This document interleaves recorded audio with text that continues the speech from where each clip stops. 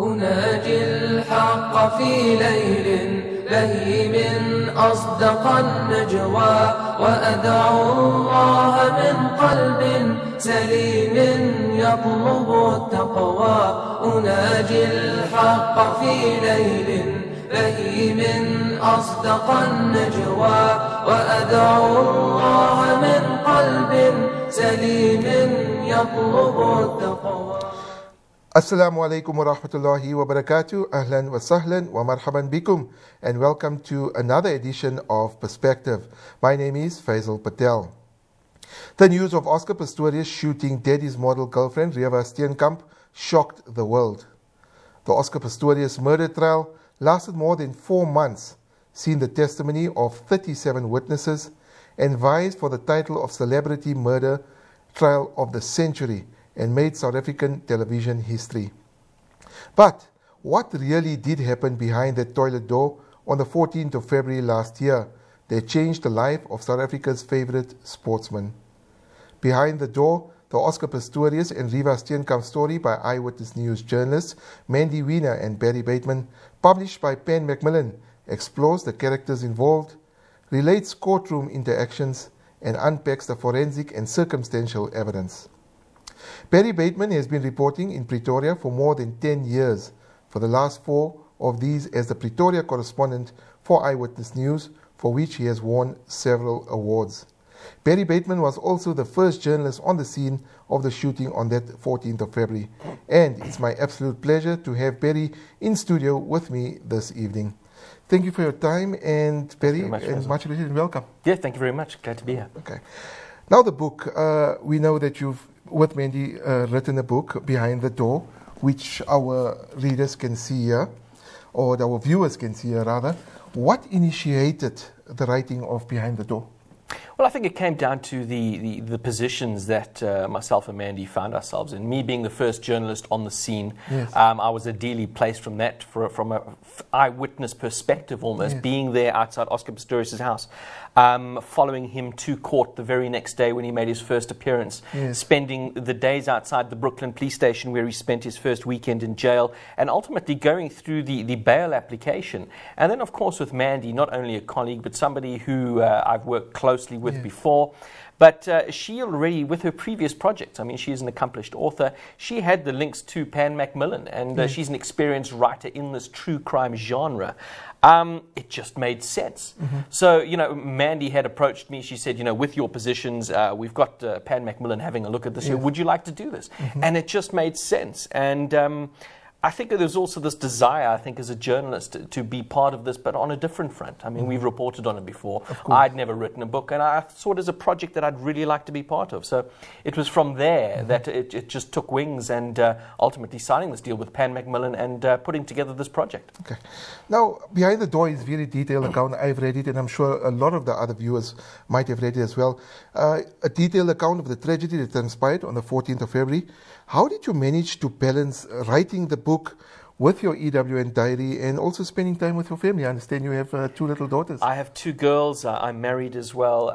But I think it's an understanding from my editor, Katie Katapodis, and it's a commitment as well. We realized it was going to take a lot of our time because particularly the most of the information came out when we got to the court stage, and that's when really things started happening, documents emerging and so on, and evidence being presented. And during that period, you couldn't. You've got to do EWN work. You know, you have to file for the radio station. You've got to keep that machine fed. Yes. It was primarily during the breaks that the real work took place. So the adjournments for a week here, 2 months here, you know, a period here and there that I was allowed, I was afforded, and I'm so grateful for this opportunity from my editor that she gave me this time to embark on this project. So it was a lot of good time management, but a lot of cracking of the whip. I can the imagine. Publisher, Andrea Natras, and of course Mandy Wiener, they didn't give me any slack. On that particular point, I know we as journalists, you know, our work knows no time. Was your wife hard on you and chucked you out for the night if you had to do some hectic work on the writing? You know, my wife, Shalane Govender, she's a former journalist at the Star newspaper many years ago. She's now a journalism lecturer, and I'm fortunate in respect that she understands the nature of this profession, and she understands the time demands on us. So while you know, she assisted in this regard, looking after the young ones, and that I have to make up for it. Absolutely. Okay, like I said, you were the first journalist on the scene. Now, after a journalist from the Bild broke the story, we know via a tweet that Oscar shooting someone. At that time, you didn't realize who it was. Please talk us through the events for that particular morning. You do mention in a book that you got contacted by your contact in the police as well. You had to rush and take the kids to school. But maybe you can take us through that morning and how hectic it was. Yeah, indeed. The call came through just before 7 o'clock that morning. I'd already told the desk that I was going to be pulled off the desk, that I wasn't going to be on the desk that particular day. Spoke to Lynn O'Connor. It set in motion these events. Somebody called me and said, there's been a shooting at Oscar Pistorius' house. It set in motion, and obviously now in hindsight, at that time, there were these parallel events taking place in other newsrooms as they were getting this information.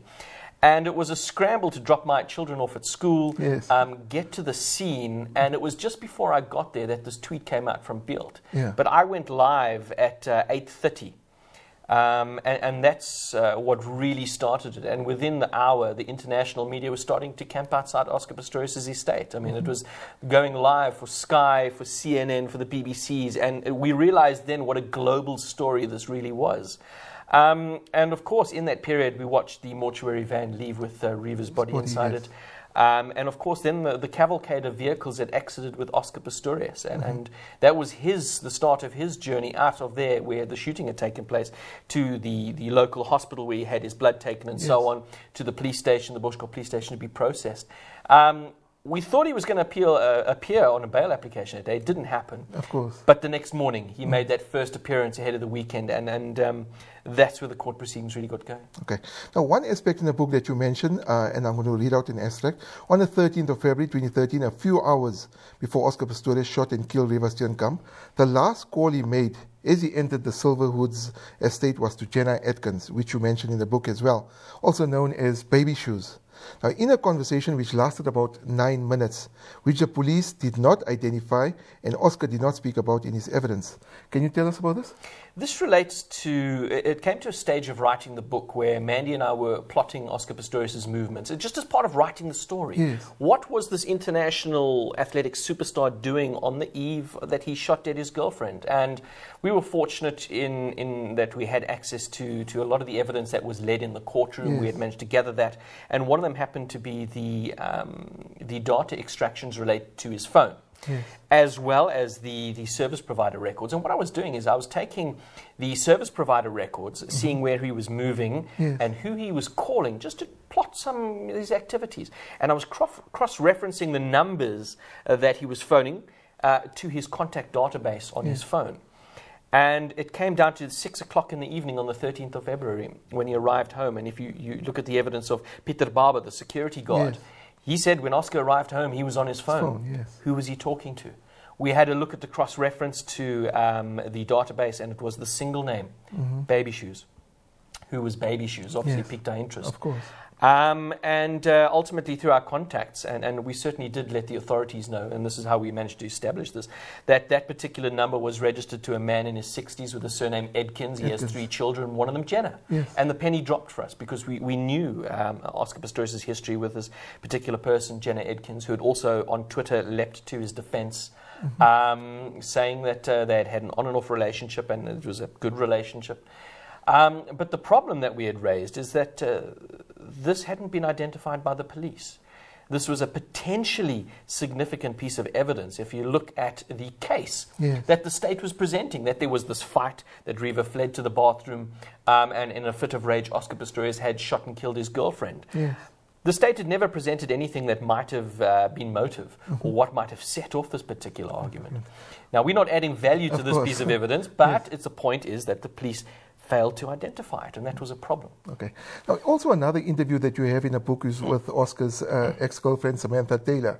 And in the book, there is a conversation that you had when you interviewed her. She said that Jenna Edkins had been a constant problem in the relationship between her and Oscar. She also mentions when Oscar went to Cape Town that when he went to Cape Town, there was an Instagram photo that she took with Oscar when Riva was in Joburg, and this was subsequently deleted from Instagram. Your comments on that? Well, indeed, but you must remember, I think, where this is coming from as well. I don't think it's Samantha Taylor. Certainly, there's a perception that she's out to get Oscar Pistorius, and so we must understand where that's coming from. But she certainly does make the point that during their relationship, and this was going back 2 years prior to that particular point, so leading into the Olympics of September 2012 and so on. Samantha Taylor claims that Jenna Edkins was a constant problem in their relationship, that part of the fights that they were having was this presence of Jenna Edkins. Again, you take all these little pieces of information, you put them together, and it was potentially significant for the police had they identified this. Okay. This evening we're speaking to Barry Bateman on his book, his and many winners' book, which is called Behind the Door. Absolutely brilliant book. You should actually read it. We're going to go for a break. After the break, we're going to continue with this intense conversation about the Oscar Pistorius story. Stay tuned to Perspective. أصدق النجوى وأدعو الله من قلب سليم يطلب التقوى إلهي صرت في ظرف عصيب فاكشف البلوى فيا ربي أنا. Welcome back to Perspective. This evening we're speaking to Barry Bateman. Ian Mandy Wiener has written a book called Behind the Door, which is the Oscar Pistorius story. We know that the story of Oscar Pistorius has gripped South Africa and the world alike. Now, Barry, before the break, we were speaking about Jenna Edkins, and we were speaking about also Samantha Taylor. But on another aspect I want to come to, on page 378 of the book, under the chapter titled The Secrets of the Missing Apple, which is one of my favorite chapters, you mentioned that on the 13th of February 2013 at 12:58, Oscar called a model whose name is known to you. He had been calling her at least once a week. Can you expound on this? As much information as you can give. Well, it's one of the pieces of information that we had identified. And again, it comes down to the data extractions related to Oscar Pistorius' phone and analyzing those and trying to plot his movements and pick up trends. And for legal reasons, we excluded this particular person's name. We had approached her and asked her for comment. But it was all about trying to establish were there any other people in Oscar Pistorius' life. I mean, this to us was quite important, potentially important for the state at the particular time. And there was this person, a young model, that Oscar Pistorius is regularly calling, and she declined to actually expound on any of the relationship details with Oscar Pistorius. And of course, we put the questions to Pistorius, and he didn't respond either. Okay. Do you think that, I mean, obviously the name is known to you, do you think that she had a severe impact or an impact on the whole tragedy that took place? I don't think so at all. I mean, there were other names as well that he was calling as well that he was friendly with. I think she was probably part of the larger model community that Oscar Pistorius was friendly with. You just look at his friend Justin Devoris and his girlfriend Samantha Cravenstein. I mean, she's part of it. And of course, Riva as well. I mean, I think she probably just a friend. I don't think there's much we can add to this. All right. One of the major significance aspects of this whole story is that you were in court for the entire proceedings, from the day of the shooting to the bail application to the trial, the judgment, and the sentencing. What was the atmosphere like in the courtroom? I mean, we had to watch it on television. Some people read it in your tweets. Some people read it in articles. I know that ROI Africa said that the ratings went through the roof. Oscar was always featured as a top story everywhere across the world. But the atmosphere in the courtroom must have been tense. You could have cut it with a knife. Well, one thing you can't put across in tweets is how hard those benches are. It's terribly. No, but you know, you can't. One thing that the public didn't see on television, and it was perhaps the main reason why people wanted to watch, was Oscar Pistorius on the witness stand. Yeah.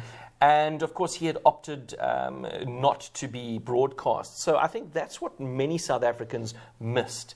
And that was an intensely emotional period, particularly at the very beginning, when we heard for the first time in Oscar Pistorius' own words what took place that particular night. Yes. And of course, then it came down to the cross-examination. And one thing that you don't see is that Oscar Pistorius never once caught Charinel's gaze. He never once looked at him. So there was this intense interaction between these two people. And who can forget the zombie stopper moment when we were shown this picture of Riva Steenkamp's wounded body. So in those particular moments, when Oscar Pistorius became emotional, his family, and I was sitting right behind his uncle Arnold and his sisters and his sister and his brother, they would become emotional as well. So that there, you could hear the sobs, you could hear the crying, and those intense exchanges between Gerinel and Oscar Pistorius. I don't think we could ever have anticipated how it was going to go. So that is when you could have cut the atmosphere. Okay, now, obviously, I read an article with Chia Nicolaides. She wrote for Cosmopolitan. She says that there were certain events sometimes that transpired in court that television viewers didn't get to see. So as a journalist that's been there all the time, what unusual events did you and other journalists and the members of the public didn't get to see in court? You know, what I take away mostly from that, and that was those periods when you arrived first thing in the morning. Yes. The television channel was switched on at 9:30, and that was when the public was invited into the courtroom. But we would get there at about 8:30 in the morning. There's a bit of logistics to get in and so on. Yes. And so you'd get seated about an hour before the actual proceedings start.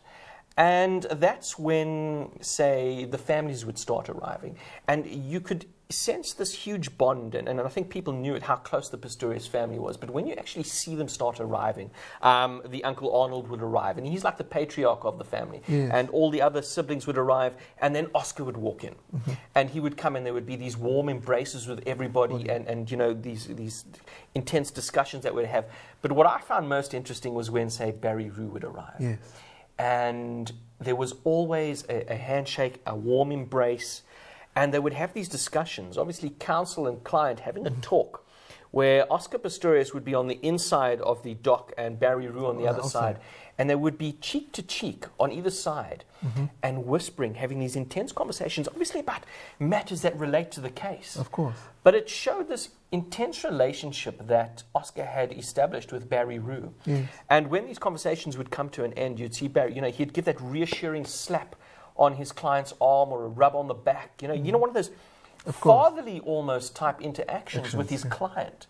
And I thought it was very telling. And I think you saw the determination of Barry Rue and the effort that he put into his client. And seeing those moments, which the public didn't see, I think was very telling. Okay. Just digress a little bit away from the book. You know, you were tweeting constantly. You were all the time there. How did you manage to preserve battery life on your phones and laptops? Well, I think it comes down to the products we use. I mean, I use an Apple, so fortunately the battery life on a MacBook Air is significant. But it is a struggle. I mean, there was every day journalists would arrive with extension cords and their multi-adapters, and there was a lot of camaraderie between the journalists in court, and everyone. There was this one journalist from SABC who would arrive with her coil, and her responsibility was to plug it in, and everyone would plug in their stuff, and it was quite interesting to see it happen. Okay, another aspect I want to come on to is both you and Mandy have been criticized for breaking news in the book. Some claim that the new information you unearthed, which was contained in news bulletins after the book's release, had been stage managed for added publicity. Your comments on that? Well, there was a lot of criticism going into this book, that we were even writing the book. What new are you going to present to us that we haven't seen in court? And I think we made the point that it's not simply going to be the court transcript slapped between two covers, because that wouldn't be an interesting read, because that would be everything that people had seen on the television. And what we had managed to uncover was significant. It was good news value. It added value to the product that we had produced. And certainly we did save it so that we would present something new to the reader, something they hadn't heard in court. And we waited for that moment when the book was launched, and we said, you know, here is a taste of what we have found out, and you can find it in this particular product. But it came down to that expectation from people. What is there going to be new in your product that we hadn't seen in the court? Well, there it is. How has the book been received so far? I mean, it's, I think, 2-3 months now that it's been out.